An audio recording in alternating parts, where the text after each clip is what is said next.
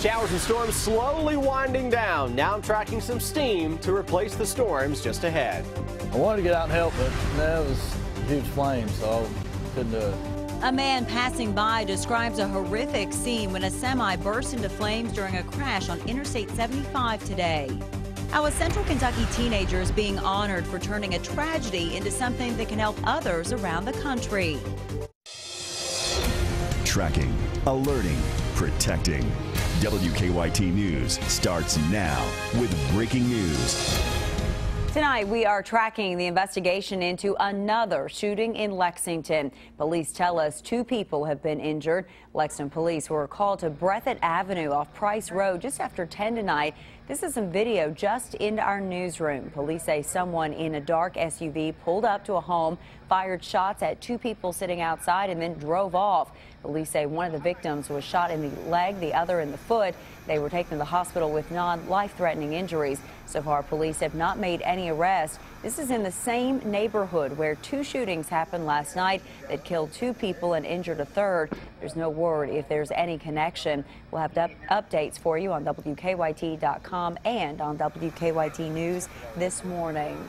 We have had some rough weather across Kentucky today with rounds of strong and severe storms moving through, but things have calmed down over the last few hours. We begin tonight with Chief Meteorologist Chris Bailey, who shows us what's on the First Alert Defender right now. Pretty quiet? Yeah, it looks a whole lot better than what we were showing a little earlier this evening, Amber, across central and eastern Kentucky. Those noisy thunderstorms producing some wind damage, but calming down late this evening. One more little cluster heading into the area on Live First Alert Defender. That's into parts of Indiana, Ohio. That should begin to weaken out. More on that in a little bit. Today's rainfall numbers, though, impressive into parts of central and southern Kentucky especially. We throw the numbers on here for Defender.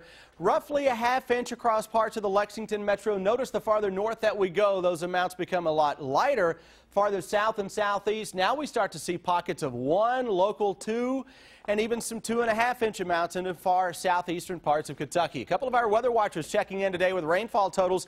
Look at Harlan. Kyle Howard checking in with 1.84 inches of rain.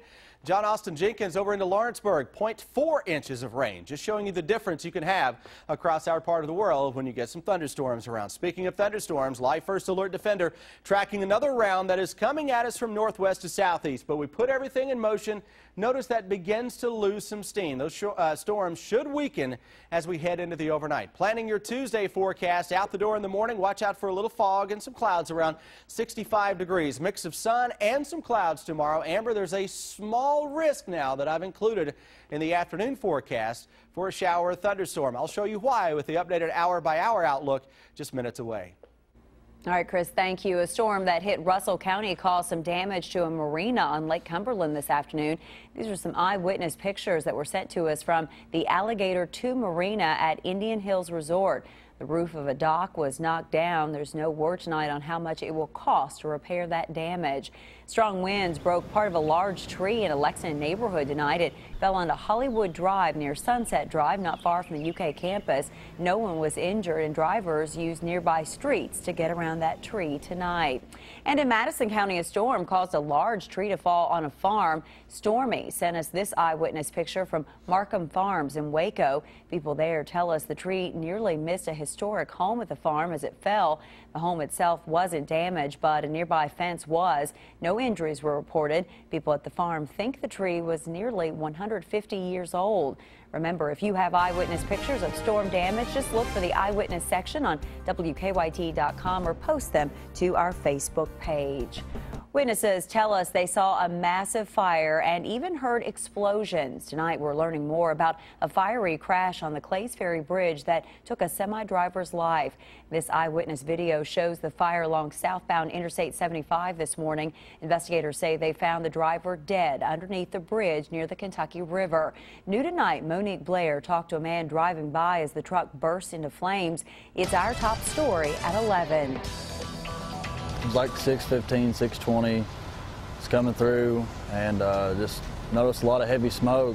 Austin Kelly was driving in the northbound lane of I-75 Monday morning, approaching Clays Ferry Bridge. Get to the bridge, and there's a tractor trailer on fire, just engulfed. A preliminary investigation determined a semi-truck driver lost control, hit a barrier, and the truck burst into flames. I wanted to get out and help, but no, it was a huge flame, so I couldn't do it. A portion of the truck then dangled over the side of the bridge. Kelly tells me he was in the far northbound lanes this morning when that truck caught on fire, and he told me even that far over, he could still feel the heat coming off the truck. My windows were up, and then I rolled down my window, and it was like a heat wave coming in my truck. And it just freaked me out.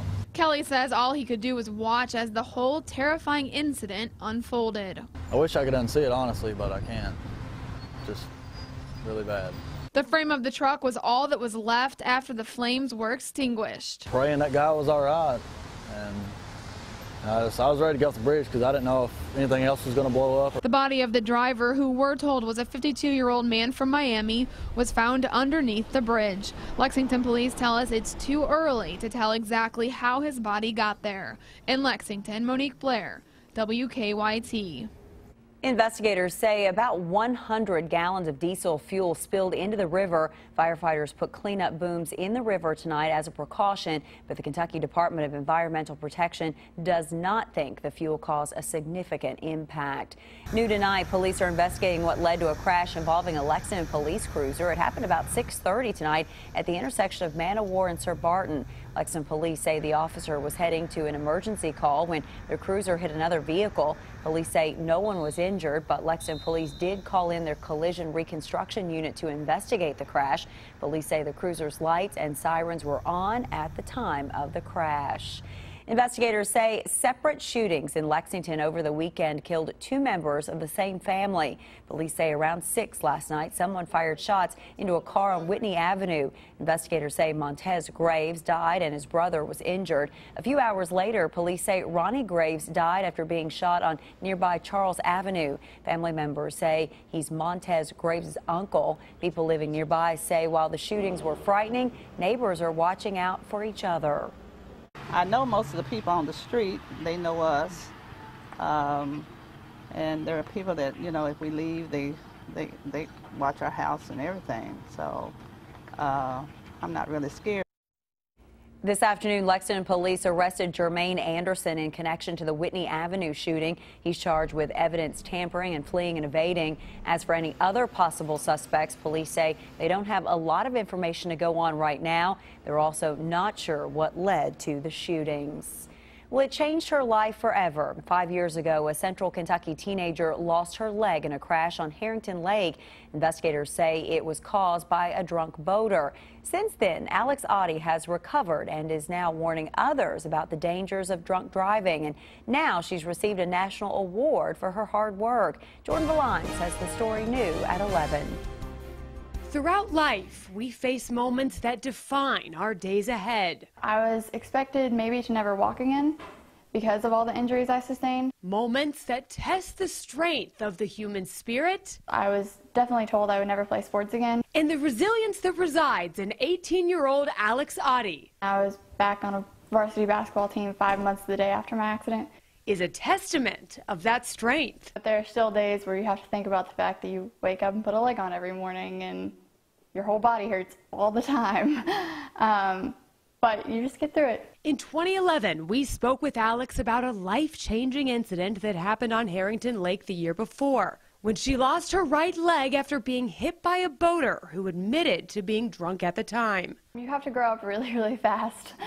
And I did when my accident happened. Growing up and speaking up. I've actually been giving speeches for 4.5 years since my accident happened. Most recently, a thank you speech. The 2015 Youth Activist of the Year is Alex Oddie.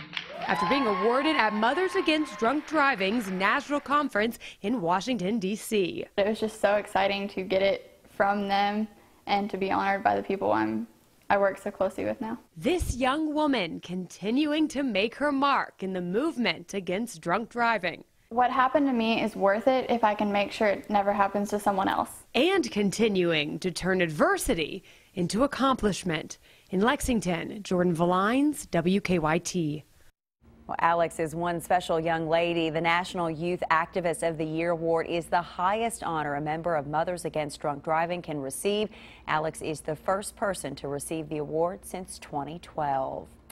Tonight, police in Breathitt County have arrested 3 people they say kidnapped a woman and assaulted her. Jackson police say it started when the victim met her ex-boyfriend David Haddix along with William Gardner and Sharon Campbell at a park. A short time later, police say the suspects threatened the victim and later tied her up and held her against her will for hours. The victim later managed to get away. Police arrested the suspects over the weekend. Haddix talked to us from jail today. He admitted he has hit the victim in the past. I have put my hands on her. Not like totally straight up, you beat her down. But just to more or less make her stop and listen, but not during that situation. Police say they found bullet holes and buckshot marks on the victim's car, and they say they recovered a sawed-off shotgun during the arrest. Police say the victim was treated at the hospital for some injuries.